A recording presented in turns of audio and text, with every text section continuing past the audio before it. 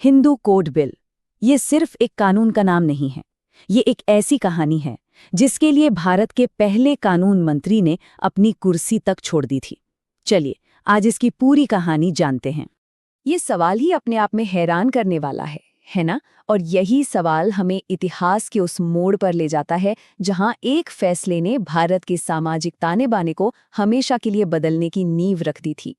जरा सोचिए, कोई अपना सबसे शक्तिशाली पद, अपनी सारी पॉलिटिकल पावर और यहां तक कि अपना पूरा राजनीतिक भविष्य भी दांव पर लगा दे। ये कहानी है भारत के पहले कानून मंत्री डॉक्टर भीमराव अंबेडकर और हिंदू कोड बिल की। एक ऐसी कहानी जहां सत्ता नहीं बल्कि सिद्धांत जीता। तो ये साफ है कि ये बिल सिर्फ कानून के पन्नों तक सीमित नहीं था। ये समझना बहुत जरूरी है कि हिंदू कोड बिल अपने आप में एक सामाजिक क्रांति, एक सोशल रेवोल्यूशन का प्रस्ताव था।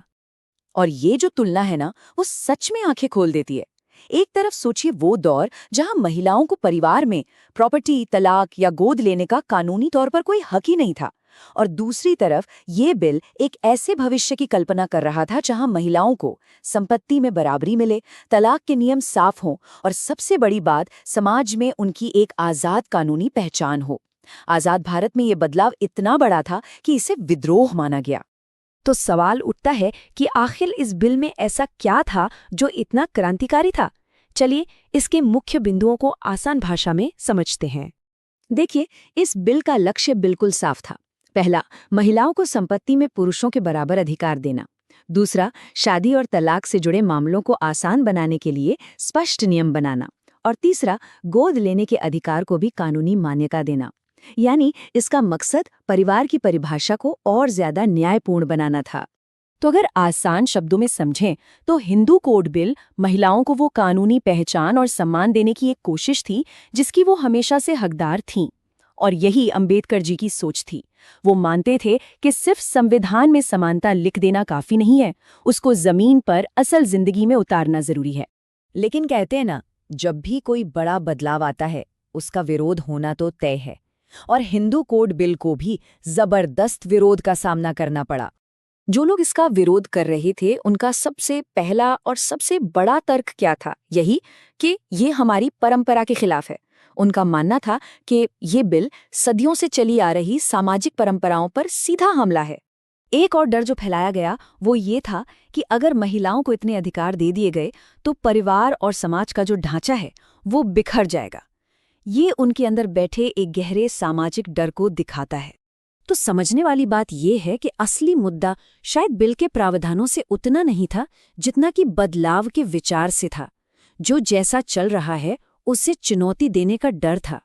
और इसी टकराव के बीच ये कहानी अपने सबसे निर्णायक मोड़ पर पहुंचती है, जहां डॉक्टर अंबेडकर को एक ऐतिहासिक फैसला लेना था, सत्ता चुने या सिद्धांत। ये टाइमलाइन उस निराशाजनक सफर को दिखाती है जिससे ये बिल गुजरा।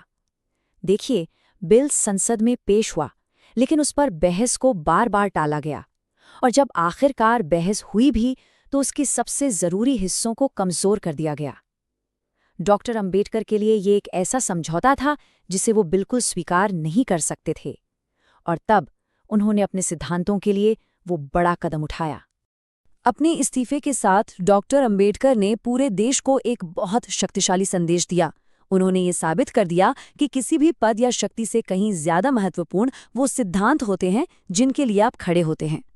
तो सवाल ये उठता है कि क्या उनका इस्तीफा बेकार गया? बिल्कुल नहीं। चलिए देखते हैं कि इस ऐतिहासिक बलिदान का लंबे समय में क्या असर हुआ।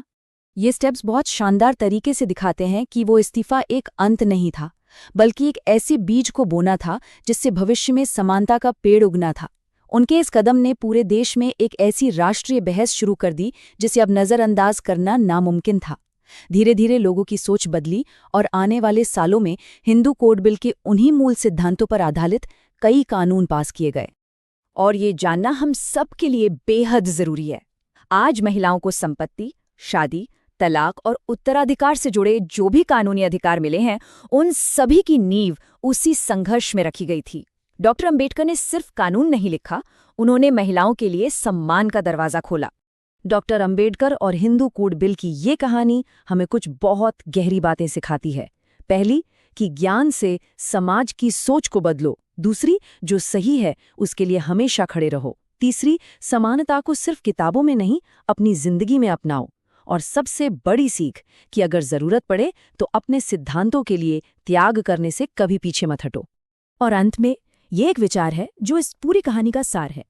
पद आते जाते रहते हैं, अस्थायी होते हैं, लेकिन वो विचार, वो आइडियाज जिनके लिए आप जीते हैं और संघर्ष करते हैं, वो हमेशा जिंदा रहते हैं, स्थायी होते हैं। डॉक्टर अंबेडकर ने यही साबित किया और उनकी ये विरासत आज भी हमें रास्ता दिखाती है।